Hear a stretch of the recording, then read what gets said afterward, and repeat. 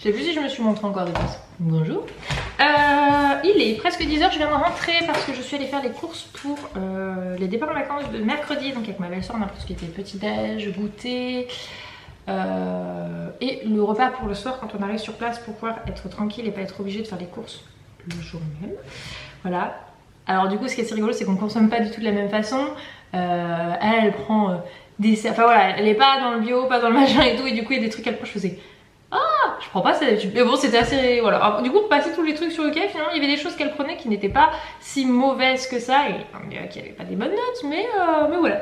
Bref, c'était assez rigolo. On a pris tout ce qu'il fallait. Je vous montrerai, j'ai trouvé un truc d'activité pour Eden qui est génial. Franchement, je me suis dit, j'aurais pas dû prendre le cahier de vacances, ça est super. Là, du coup, nous sommes lundi et je vais faire toutes les assurances pour la grêle qui a eu lieu. Je vous ai filmé ça l'autre jour. Pour la voiture, pour l'habitation, il faut que je prévienne l'agence pour l'état dans lequel est la maison. Donc je vais commencer par ça parce que le crépi c'est parti, le cabanon il est complètement poqué, il est pas troué mais il est poqué, il y a des endroits où c'est quand même bien abîmé, il faut que je regarde l'intérieur s'il y a des choses qui sont abîmées, dans le garage on a des choses qui sont abîmées parce que c'était mal isolé, notre voisin n'a pas eu de soucis, donc comme quoi ça prouve bien que les propriétaires devaient en fait nous isoler le garage et ils l'ont jamais fait.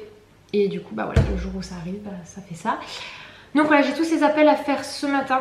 C'est pas ce que j'aurais aimé, ça me fait prendre du retard sur le reste, mais c'est obligatoire parce que là, on a quelques jours pour déclarer tous les sinistres qu'il y a eu suite à cette intempérie. Donc je vais m'occuper de ça et après j'ai encore du tournage pour les copines à faire puisqu'après comme on part toutes petit à petit en vacances à gauche à droite, je préfère faire les tournages maintenant. Donc je vais m'occuper de ça, je me suis fait ma petite to-do list.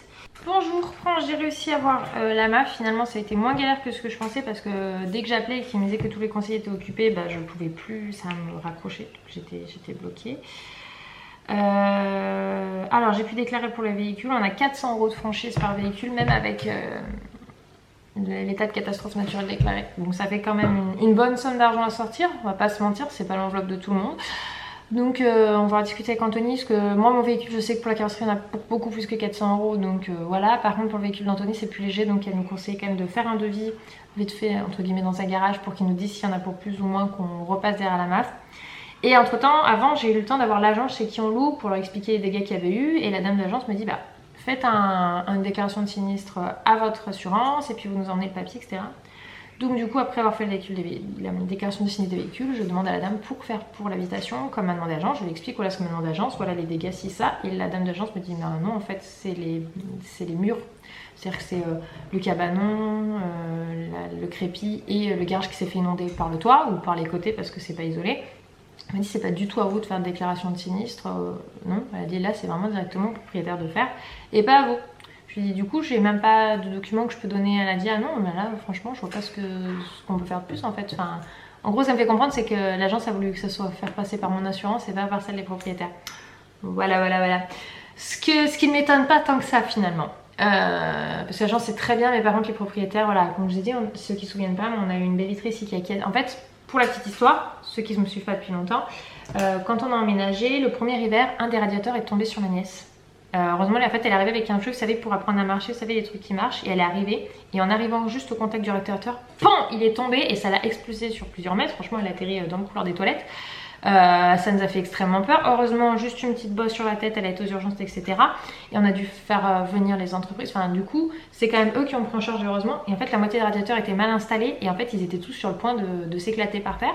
Donc, gros souci au niveau... de comment était fait la maison quoi, au niveau du radiateur. Et donc c'est ce radiateur là-bas que je vous parle. Et en fait ce qu'on n'a pas vu sur le moment c'est que le radiateur quand il est tombé il a poqué la baie vitrée, sauf qu'on ne l'a absolument pas vu sur le moment. Je veux dire ça devait être très infime et l'été ben clac avec la chaleur ça a pété. Et en fait bah alors là que dalle, ni l'agence ni propriétaire, personne s'est déplacé pour ça. Moi j'ai dit bah je voudrais bien qu'il y ait je passais par l'agence, je voudrais bien qu'il y ait une entreprise qui passe pour constater des dégâts et voilà, et qu'il y ait la prise en charge. En plus c'était la première année de construction de la maison, donc il y avait toutes les assurances et personne n'a voulu se déplacer. Non, c'est un impact de vous, nanana. Je sais bah non en fait on voit bien que c'est sur la hauteur du radiateur, on voit bien où est le truc. Et enfin j'ai fait regarder à mon beau-père qui est du milieu, il m'a dit non, je lui ai dit est-ce que c'est nous, parce que si c'est vraiment nous à ce moment là on prenait en charge un souci. Il m'a dit non là ça se voit que c'est vraiment le radiateur, c'est pas vous, personne s'est déplacé. Donc on a fini par le faire nous 1 an plus tard parce que on avait beau être sur leur dos, rien n'était fait, personne venait. Notre assurance disait normalement c'est pas vous. Je me suis dit, mais là il n'y a plus le choix, quoi. Il y a un moment où on va rendre là à la maison, donc il fallait qu'on le fasse, donc on l'a fait. Mais ça a été un enfer, et je veux dire c'est quoi là, c'est que s'ils peuvent tout nous refoutre sur le dos, ils le font, ils assument pas vraiment. Et donc ça c'est quelque chose qui me dérange beaucoup. Donc on en a eu quand même pour une franchise de 200 € pour la baie vitrée, pour 600 ou 700 € quand même, donc total heureusement on a eu pour 200 €, mais c'est quand même 200 € qu'on n'aurait pas dû sortir nous en fait. Donc voilà, parce que le propriétaire ne voulait pas se bouger, et comme les propriétaires sont, excusez-moi l'expression, mais cul et chemise avec la dame de l'agence, bah voilà.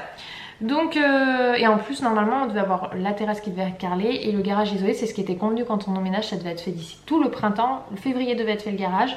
Et ça devait être fait aussi le printemps de l'année 2017. Voilà, donc l'année de naissance de Lily, donc il y a 2 ans. Ça n'a jamais été fait, pareil, on les a joints. Oh, je vous tiens au courant quand j'ai des nouvelles des artisans, vous inquiétez pas, nanana.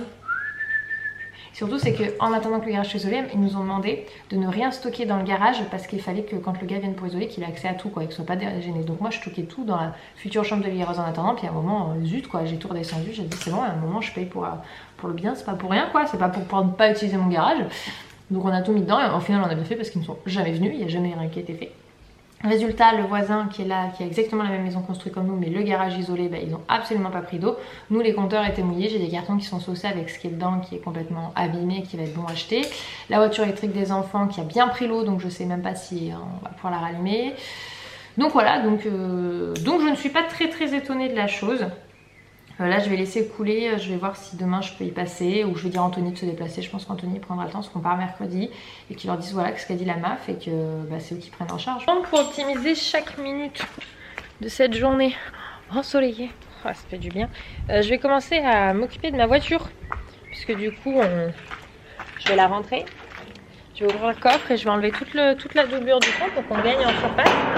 J'ai découvert d'ailleurs que j'avais ma tente en UV là-bas en dessous, que je pensais avoir perdu. Un porte-bébé que je savais plus où il était, en fait j'avais mis dans la doublure du coffre. Parce qu'en fait on a un coffre et on a un dessous de coffre. Donc on a de la surface et je vais commencer à installer.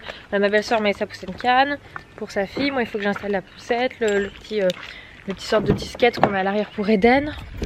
Pour que quand on fasse des promenades etc. qu'on ait ce qu'il faut pour être tranquille. Si on fait un peu de marche, ça m'a mis le siège auto de sa fille qu'après je vais devoir installer. Même si je fais 2 mètres. Hop. Enfin voilà, du coup je vais commencer à tout préparer parce que j'ai des fichiers qui chargent, tant qu'ils exportent je peux rien faire.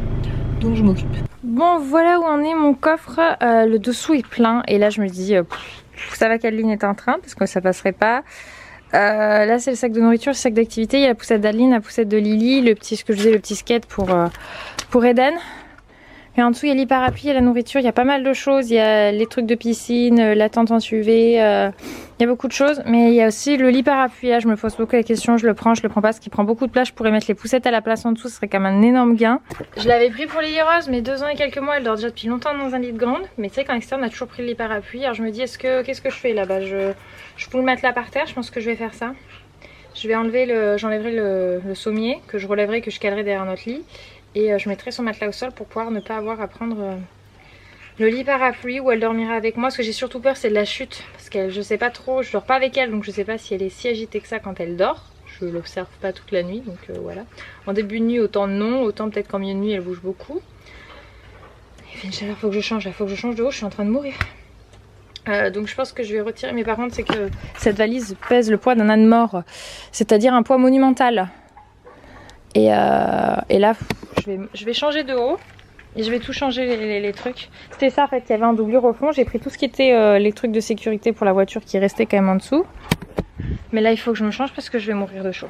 Bon, on est à la maison avec Chouchou qui est rentré. Je vous l'avais pas montré, il est juste ici à côté de sa trait de l'œuvre d'art. On est en train de faire un point là, on va tout nettoyer le sol proprement. Donc j'avais pas vraiment l'occasion de vous montrer, on avait changé du coup celle-ci. Il reste ces 2 là dans cette pièce, ça va être fait samedi prochain. Celle-ci qui a été faite et celle-là, voilà. Donc il en manque plus que 2 dans cette pièce-ci. Et là on a fait enlever la clim, il faudra que la remettre quand il aura fini de tout doubler. Ces murs-là, eux, ne vont pas être doublés, ni lui, ni lui, ni lui. D'ailleurs Anthony avait posé une première couche de peinture blanche. Et on a j'ai reçu un message. Mes peintures sont arrivées, donc du coup on va pouvoir aller les chercher. Là la cuisine, il reste juste à recevoir la cuisine d'occasion. Voilà, là mettre des rideaux, tout nettoyer le sol, mais ça c'est un détail de nettoyer le sol, c'est pas ça ce qu'il y a de plus compliqué. Et voilà, et après on mettra là frigo et voilà. Donc ça, le plus simple c'était là. C'est pas les plus simples ça ci. Non? Ouais, vous allez galérer sur celle-là. Non, c'est facile. Ah ouais, tu trouves? Ah oui, parce que celle-là, regarde. 25 kg plus 25 kg, c'est juste le verre. Consommateur d'eau, ça fait 70 kg. Mais pour les poser et pour les armer du cadre, tu places ton cadre, tu mets ta protection pour isoler tout ça, pour l'étanchéité. Une fois que tu as fait ça, que tu l'as mis à peu près niveau, il faut que tu poses les demi-vitrées. Et une fois que tes demi-vitrées sont posées, il faut que tu vérifies que ça ferme bien tout ça, il faut que tu mettes de niveau. C'est le plus chiant. Là, il n'y a pas d'ouverture, tu remets ça, tu prends l'eau, tu la poses, c'est fini. Donc ça s'ira vite. Et pareil pour les petites fenêtres, ça demande aussi la même chose, mise à niveau à chaque fois. Pour les portes fenêtres, c'est la même chose, mais c'est un peu moins lourd. Ouais. Donc non, les moins chiantes, c'est vraiment celle-là. Et encore, je crois, les moins chiantes des moins chiantes, ça va être celle-là. Oui, mais celle-là, c'est pas les problèmes. Celle-ci, c'est pas les plus chiantes. Vous allez les faire du coup, si vous allez avoir le temps, mais... Et il y a celle-ci qui a été changée, la porte vitrée d'Eden, et du coup, ça vous donne... Ça arrive à dire une différence par rapport à l'autre chambre. Celle-ci, elle ferme déjà, parce qu'avant, ça ne fermait plus. Oui, non mais c'est surtout que... On a fait mettre, voyez, le niveau très haut. Ça, c'est nous qui avons fait cette demande. En fait, pour avoir la même hauteur que les autres fenêtres après. On a mis au même niveau. Les fenêtres sont comme ça parce qu'on a mis à niveau avec celle-là. Voilà. Pour que ça fasse tout un tour, même hauteur. C'est une question d'esthétique. Tout simplement. Mais du coup, c'est des... Ah oui, bah oui, c'est tout nu dans la fenêtre, oui. Bon, il y a quand même très peu de voisins où elles sont très loin, donc à moins qu'ils aient des jumelles, ils nous voient pas. Hein. Voilà, donc il reste ces deux-là à changer dans cette chambre-ci. Ah, ça, il y en reste 3, 4, 5, 6, 7, 8. Si tu comptes la petite de la salle de bain, mais en gros, il y a 3 fenêtres comme celle-ci, 2 et 2 grandes du salon. Ouais. Bah, ils me font un peu peur, hein, parce que mine de rien, ils sont déjà sur un niveau. Voilà. Là, ils viennent de mettre la grande échelle et ils vont aller monter sur le toit. Normalement, c'est pas bras tendus. Hein. Normalement, c'est quand t'es là, tu dois les avoir les bras tendus. Ouais, je te laisse monter, hein, débrouille-toi. J'étais pas vu pour ça. Hein. Il nettoie le dessous du toit. Alors, Pascal, ça donne quoi? Putain. À ce point? Oh là là, bah, c'est pas la peine pour descendre. Non, sérieusement. Ah, elle est couplée par-dessus. D'accord. Je suis curieuse de monter. Tu crois que je peux oser? Hein? Je crois... Qui ose avec ma caméra pour montrer le plafond? Pascal, il lance des fleurs. Il y a ton camion dessous. J'ai filmé au ralenti. Voilà le toit. Non, mais le trou qu'il y a, c'est par rapport à la dalle qui est partie là. C'est la dalle? Regardez la hauteur pour monter pour vous filmer ça. Je me suis fait peur. Ah, en fait, ils ont foutu des dalles sur les trous, quoi. Non. C'est les dalles qui ont volé. Ouais. Ça, faudra y remonter puis décoller. Il y a pas de... C'est pas bien ce qu'ils ont fait? Si. Il y a 2 trous. Mais ça veut dire que là, dessous, c'est le béton partout? Alors là, j'en sais rien. Hop, bon. Voilà. Coucou. Moi, j'ai récupéré 2 petits loulous ce matin. Je vous avais filmé leur look, tout ça, mais bien sûr, j'ai supprimé le fichier en faisant la place sur 4 mémoires. Voilà, c'est pas la première fois que ça m'arrive. Du coup, il manque le début du vlog. Voilà, sachez-le. Du coup, j'ai mis short et t-shirt pour Eden et il est rose jupe et t-shirt. Voilà, comme ça, moi, ils sont bien. Il est rose a un petit body à bretelles en dessous pour pas que, malgré l'air et tout, elle est... Quoi qu'en là, avec les chaleurs qu'il fait, je pense que je vais arrêter de lui mettre un body en doublon. Attention à la coquille, vous avez fait tomber la coquille. Eden, ce matin, il avait son petit gel cire là dans les cheveux pour enfant qui est parti au fur et à mesure de la journée parce que c'est quelque chose qui est naturel, une compo light, donc c'est cool. Et là, il joue avec leurs petits... Lily Rose, tu es sûre d'avoir besoin de tes lunettes de soleil? Mais regardez comme elles lui vont bien à cette taille-là. Là, elle l'a au bout des yeux parce que dedans, ça l'embête. Mais voilà. Hop. Et il fait 27-28, donc le contraste est impressionnant, mais ça fait vraiment du bien. On l'attendait ce beau temps quand même. Du coup, ce matin, j'ai mis mes machines dehors. Donc je pense qu'elles sont sèches, je vais pouvoir les rentrer et étendre la selle que je viens de sortir. Voilà, je vais m'occuper de ça là. Mais il fait vraiment très chaud. Il faut qu'on s'habitue nous aussi parce qu'on n'a pas l'habitude de... On les attendait, mais on n'a pas d'habitude encore. Hop, Eden, il contribue au ménage.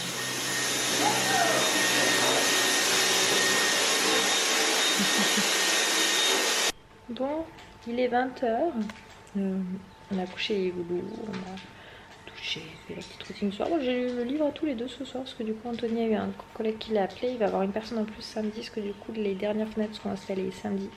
Du coup ils vont être 4, dont un qui s'y connaît bien en tout ce qui est raillage, placo, ISO.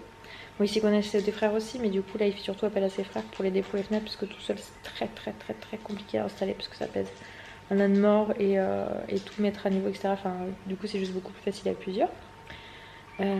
Et du coup il veut essayer d'aller acheter d'ici à la fin de la semaine rail et placo pour pouvoir se mettre en 2 par 2, que 2 s'occupent d'installer les fenêtres et 2 autres commencent à mesurer et tracer pour installer les rails. Mine de rien ça permettrait d'avancer beaucoup plus vite en étant 4 en une journée, c'est ce qui mettrait peut-être lui 3 jours à faire tout seul, donc forcément ça va plus vite. Enfin voilà, c'était une bonne nouvelle, ça on est content. Et voilà, allez, à demain. Ooh, ooh, ooh.